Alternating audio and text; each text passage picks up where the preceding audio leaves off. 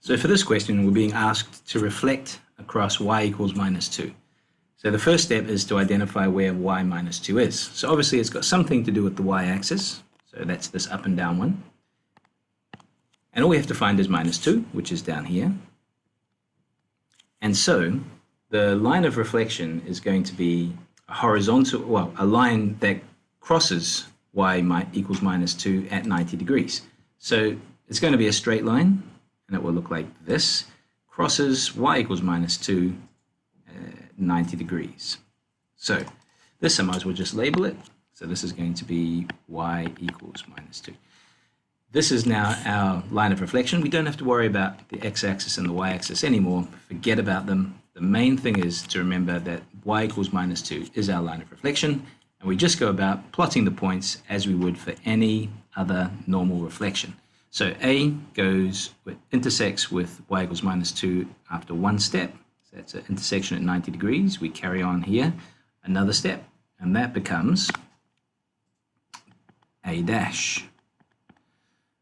With B, same process, but you'll notice that it's on the other side, but it doesn't matter. We just do the same process. We take steps to intersect with y equals minus 2, so that took us 3 steps, and we just do the same past y equals minus 2, 1, 2, 3. So we now know that this is B dash. Let's do the same for C.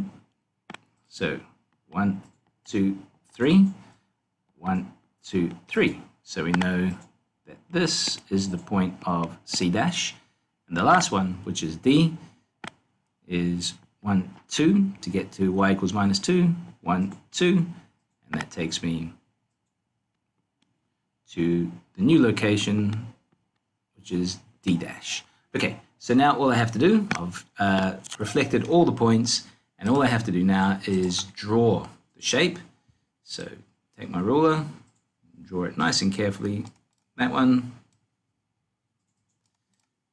and then B dash to A dash,